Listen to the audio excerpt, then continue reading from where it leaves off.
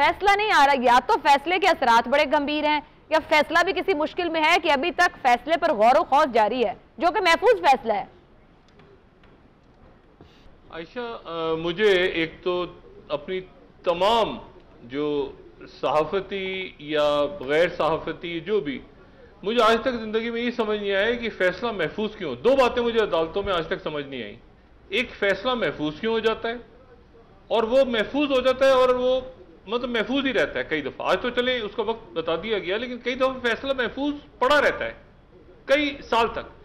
और दूसरा, मुझे आज तक ये समझ नहीं आया कि ये समाअत गैर मुअय्यना मुद्दत तक क्यों मुलतवी हो जाती है। ये दो बातें मैं आज तक नहीं समझ सका। मैं आपको एक मिसाल देता हूं, एक इंटरेस्टिंग मिसाल। कराची में जब कत्ल गारत बहुत बढ़ गई 2010 में या 11 में, या जब यही साल थे, तो उस वक्त ये हुआ कि सुप्रीम कोर्ट ऑफ पाकिस्तान ने एक अज खुद नोटिस लिया, सुमोटो नोटिस। और आपको याद होगा इफ्तिखार चौधरी साहब और जज साहिबान कराची बैठे, जाके उन्होंने सेक्रेटरीज को बुला लिया, आईजी को बुला लिया, पार्टीज के नुमाइंदों को बुला लिया, और उसके बाद उन्होंने डायरेक्शंस दे दी। और उस डायरेक्शन के ऊपर, सुप्रीम कोर्ट की डायरेक्शन के ऊपर कराची बदअमनी केस शुरू हुआ, और उसके बाद फिर कराची ऑपरेशन हुआ, रेंजर्स का ऑपरेशन हुआ, MQM का, पीपल्स पार्टी, लियारी गैंग वॉर, ये सारा जो आपको अमन नजर आता है कराची में, ये उस अज खुद नोटिस का नतीजा है जो कि सुप्रीम कोर्ट की तरफ से लिया गया। और दिलचस्प बात यह है कि वो जो मुकदमे की आखिरी समाअत हुई थी वो 3 या 4 साल पहले हुई थी, और उसके बाद वो समाअत गैर मुअय्यना मुद्दत तक मुलतवी हो गई। अच्छा, चंद रोज पहले मैंने पूछा, मैंने कहा जी ये जो कराची के हालात खराब हुए थे और सुप्रीम कोर्ट ऑफ पाकिस्तान ने अज खुद नोटिस लिया था, तो उसकी समाअत आखिरी कब हुई थी? पता चला वो कई साल पहले हुई थी, लेकिन वो अगर हालात खराब हुए तो किसी भी वक्त दोबारा समाअत हो सकती है। अज खुद उस नोटिस, यानी कई चीजें ऐसी जो मैं लफ्ज इस्तेमाल करता हूं, बरिड अलाइव, यानी वो अपनी जगह मौजूद हैं, पड़ी रहती हैं, किसी वक्त भी निकल के आ जाती हैं। कई सालों तक हमने अजहर खान केस देखा, ठीक है, इस तरह से और बेशुमार केसेस हैं। अब यहां लेकिन आज सूरत हाल ये है कि आज एक हंगामी सूरत हाल है। तो आज इस कौम एक हिजान का शिकार है, लोग जहनी तौर पे परेशान है, डॉलर जो है वो रुपया डूब चुका है, आईनी बहरान, सियासी बहरान, माशी बहरान, खारजे माग। तो इसीलिए अदालत जो है इसको जल्द उन्होंने सुना है और आज ही वो फैसला सुनाएंगे।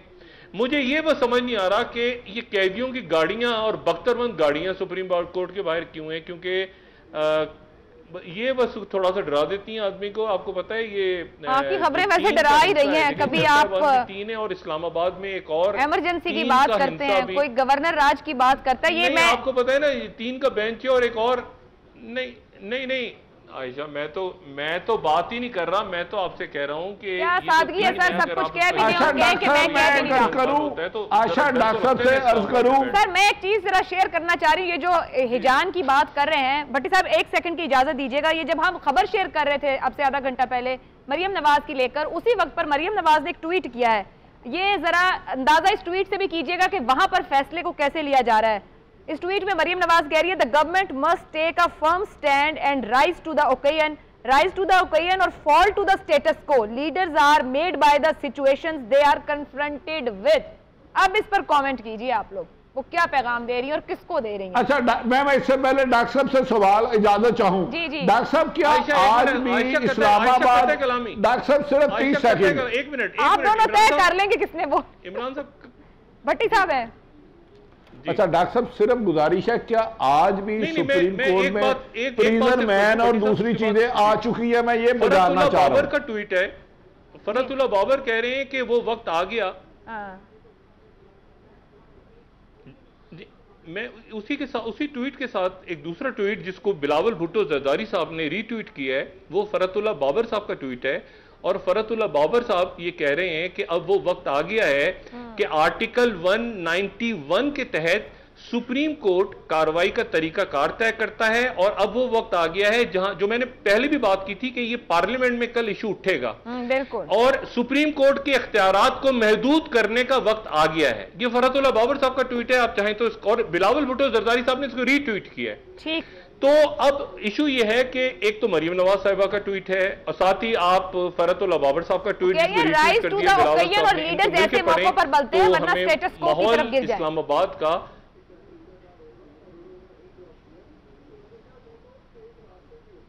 जी, और आप जरा बिलावल का ट्वीट भी पढ़ेंगे आयशा। मैं बिल्कुल वो निकाल रही हूँ, लेकिन भट्टी साहब की इस बात को भी कमेंट कीजिएगा जो वो ये कह रहे हैं कि जो आप बख्तरबंद गाड़ियों की और इमरजेंसी की बात करें, क्या वाकई इस्लामाबाद की सड़कों पर माहौल ऐसा है?